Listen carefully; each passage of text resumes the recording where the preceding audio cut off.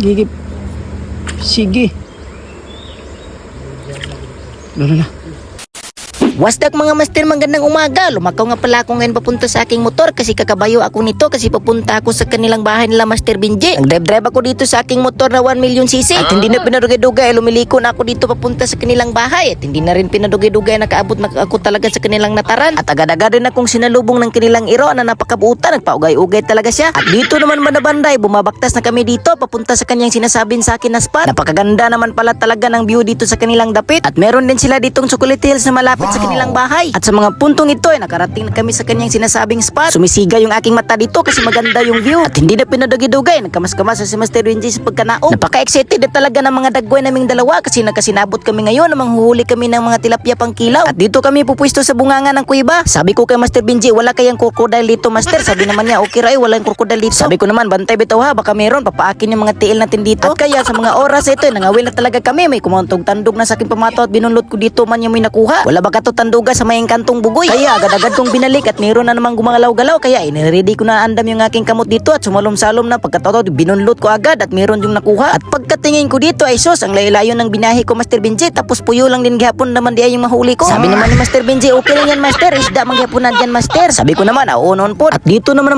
banda, meron na naman ako nahuksit. Kaya buminulot ko dito, sumukol-sukol pa talaga siya. At pagkarasa ko dito ay isda man din gihapong puyo. Pero okay lang ito kahit isdang puyo kasi malaki-laking gamay naman ni sila. Pwede na itong masugbain. At dito na naman banda, ay bigla na namang gumalaw at sumalom yung aking pamataw. Kaya hindi na ako nagduwa-duwa, ay binira ko na talaga agad dito. At pagkabira ko dito ay napakagahi, sobrang gahi talaga. Yun pala ay sumabod naman dahil sa ilaw. Akala ko talaga ay madako-dako na nga isda yung kumagat. Pag-himan-himan ay sinasabod lang pala ng mga isda dito sa ilalim ng tubig. At sa mga oras na ito, yung umuuntol-untol na naman yung aking pamataw at binira ko dito. At pagkabira ko dito ay nahilos pa dyan, sakto nung tato pang kilaw. Kaya agad-agad kong inaayos yung aking pamain na bulatin na wate. Tinuhog-tuhog ko na dito sa aking hook at agad-agad ko nang ibinabalik sa tubig at pinapahiluna ko na dito. At hindi na pinudugay-dugay, dumahan-dahan bigla sa pagsalom yung pamataw at pagbunlot ko dito ay mayroon na yung nakuha. Sobrang lipay na ng aking dagway kasi goods na talaga ito pang kilaw. Sinisiguro ko talaga siya dito at sinisulot ko sa aking sikpaw at hindi na pinudugay-dugay. Kumawil na po at pagbunlot ko dito ay kumahigahi na naman. Nasasayangan talaga ako kasi mabigat sana pero nakawala pa. At paglingon ko kay Master Benji ay nakahuli na pala siya dito. Naglambigit nga kilawon yung tilapia yung nahuli niya. Sureball na talaga na makakakilaw kami ng pananghalian at yung kanyang dagway ay sobrang lumilipay na. At dito po sa aking isang kawil ay napansin ko ay gumalagalaw-galaw naman di ay kaya hindi ko na pinudugay-dugay. Binundot ko na dito at tinutuyo ko yung aking reel. At pagkatingin ko dito ay parang maliit pa dyan talaga siya. Sabi niya sa akin, ya, pakawalan mo muna ako ya. Uy, kasi napakaliit ko pa ya. Hindi ko pa naranasan yung mga ibang bagay dito sa mundo. Sabi ko naman, kawawa naman, ulakaw na. Kaya sa mga puntong ito ay mayroon na pong kumagat-kagat. Kaya hindi ko na talaga pinadugay-dugay. Tinuyok-tuyok ko na dito yung aking reel. At pagkarasa at pagkatingin ko dito ay okay na yung kanyang size pang kilaw. At sa mga puntong ito ay biglang natigil yung aming pagkawil-kawil kasi may mga bata, mga nagsingabot dito, mga ngaligo man daw sila dito. Nilalayat-layatan na nila dito yung aming napagpupistuhan. Nangaratol na yung mga isda dito, nagsipagtakbuhan na. Nilalayat-layatan talaga nila dito maayo yung aming iniispatan kaya wala kaming magawa dito. Nanghihipos na lang kami dito sa aming mga kawil. Sobrang lumilipit talaga ang mga dagway sa mga batang ito sa paglayat-layat nila dito kasi napakaganda daw dito maligo lagi ko no. At syempre dahil sanay na akong laging kaka-adjust, magpaparaya na lang kami na lang ang lilipat. Paghahanap na kami ng bagong mapagpupistuhan. Kaya lumakaw na naman kami dito na nagkulis maot yung aming mga dagway. Kasi lumilipay na sana kami kasi nagkagatan yung mga tilapia na goods pang kilaw. At ito pala yung napili naming pangalawang pagpupistuhan. Titistingan namin dito kung meron ba talaga pong isda dito na mahuli namin. At dito banda may biglang humilat sa aking kawil at pagkarasa ko dito ay awang man yung nahuli ko. Dumaragan talaga siya dahil sa kanyang sobrang gulat. Dito na naman may kakaiba na namang gumalaw at pagkarasa ko dito ay awang pa rin yung nahuli ko. Napakaraming awang na naman sa spot na ito oy. Dadakpin ko sana pero dumaragan man. Pero pagkabunlot ko dito ay nakatsamba ko dito ng tilapia na good size na pangkilaw. Nadaragdagan na yung aming pangkilaw at hindi pinadugay-dugay. Nililinisan na ni ate dito yung aming kikilawin at hindi pinadugay-dugay. Ito tapos na. Kaya binunlot ko na dito yung aking kanon na isinusulod sa silupin. Kaya kung mahilig ka rin sa ganitong klaseng pagkain Master, halika na, kain na tayo.